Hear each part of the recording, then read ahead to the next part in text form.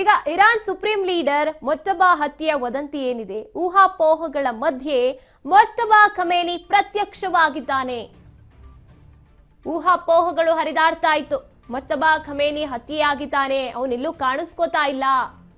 ಕೆಲವು ದಿನಗಳಿಂದ ಭೂಗತರಾಗಿದ್ದಂತ ಮೊಜ್ತಬಾ Khamenei Tehran ಬೆಂಬಲಕ್ಕೆ ಇರಾಕ್ಗೆ ಧನ್ಯವಾದವನ್ನ ತಿಳಿಸಿದ್ದಾನೆ. ಧಾರ್ಮಿಕ ನಾಯಕತ್ವಕ್ಕೆ ಧನ್ಯವಾದವನ್ನ ಅರ್ಪಿಸಿರುವಂತದ್ದು ಖಮೇನಿ.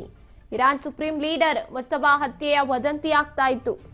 ಖಮೇನಿಯ ಪುತ್ರ ಈತ, ಅವನು ಕೋಮಾದಲ್ಲಿದ್ದಾನೆ. ಯಾವುದೇ ರೀತಿಯಾದಂತ ಮಾತನಾಡುವಂತ, ಓಡಾಡುವಂತ, ಯಾವುದಕ್ಕೂ ಪ್ರತಿಕ್ರಿಯೆ ನೀಡುವಂತ ಪರಿಸ್ಥಿತಿಯಲ್ಲಿ ಇಲ್ಲ. ಖಮೇನಿ ಹತ್ಯೆ ಆದಾಗ್ಲೇ ಅವನಿಗೂ ಕೂಡ ಹಾನಿಯಾಗಿತ್ತು ಅಂತ ವದಂತಿಗಳು ಇದುವರೆಗೂ ಕೂಡ ಹರಿದಾಡ್ತಿತ್ತು. ಈಗ ಮತ್ತೊಮ್ಮೆ ಎಲ್ಲರಿಗೂ ಕಾಣಿಸ್ಕೊಂಡಿದ್ದು ಊಹಾಪೋಹಗಳಿಗೆ ಒಂದು ರೀತಿಯಾಗಿ ಅಂತ್ಯವನ್ನ ಆಡಿತಾನೆ ಖಮೇನಿ. ಕೆಲವು ದಿನಗಳಿಂದ ಕಣ್ಮರೆಯಾಗಿದ್ದ ಟೆಹರಾನ್ನ ಬೆಂಬಲಕ್ಕೆ ಈಗ ಇರಾಕ್ಗೆ ಮೊಜ್ತಬಾ ಧನ್ಯವಾದಗಳನ್ನು ತಿಳಿಸ್ತಾ ಇರುವಂಥದ್ದು. ಮತ್ತೊಮ್ಮೆ ಕಾಣಿಸ್ಕೊಂಡು ಯಾರ್ಯಾರು ಅವನ ಅಂತ್ಯ ಆಗಿದೆ ಅಂತ ಸೈಲೆಂಟ್ ಆಗಿ ಇದ್ರು.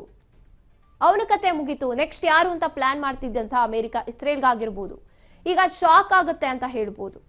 ಮತ್ತೊಮ್ಮೆ ಕಾಣಿಸ್ಕೊಂಡಿರುವಂಥದ್ದು ಮೊಜ್ತಬಾ ಖಮೇನಿ ಅಂತ್ಯ ಆದಾಗ ಉತ್ತರಾಧಿಕಾರಿಯಾಗಿ ಆಯ್ಕೆಯಾಗಿದ್ದು, ಅವನನ್ನು ಕೂಡ ಟಾರ್ಗೆಟ್ ಮಾಡಿದೀವಿ, ಅವನ ಕಥೆಯು ಮುಗಿತು ಅಂತ ಒಂದ್ ರೀತಿಯಾಗಿ ಅಮೆರಿಕ ಹೆಮ್ಮೆ ಪಡ್ತಾ ಇದ್ರು.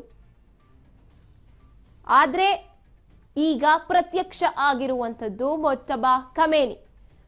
ಅವನು ಎಲ್ಲೂ ಕೂಡ ಕೋಮಾಗೂ ಹೋಗಿಲ್ಲ ಅಥವಾ ಯಾವುದೇ ಸಾವನ್ನಪ್ಪಿಲ್ಲ. ಇದೆಲ್ಲವೂ ಕೂಡ ವದಂತಿ, ಊಹಾಪೋಹ ಅಂತ ಈಗ ಪ್ರೂಫ್ ಸಮೇತ ಆತ ಸಿಕ್ಕಿರುವಂಥದ್ದು. ಅಂದ್ರೆ ಈ ಯಾರ್ಯಾರು ಸಪೋರ್ಟ್ ಮಾಡಿದ್ರು ಇರಾನ್ಗೆ, ಅವರಿಗೆ ಧನ್ಯವಾದ ತಿಳಿಸ್ತಾ ಇರುವಂಥದ್ದು. ಮೇ ಬಿ ಪೋಸ್ಟ್ ಅನ್ಸುತ್ತೆ. ಅಫಿಷಿಯಲ್ ಆಗಿ ಆತ ಕಾಣಿಸ್ಕೊಂಡಿರುವಂಥದ್ದು.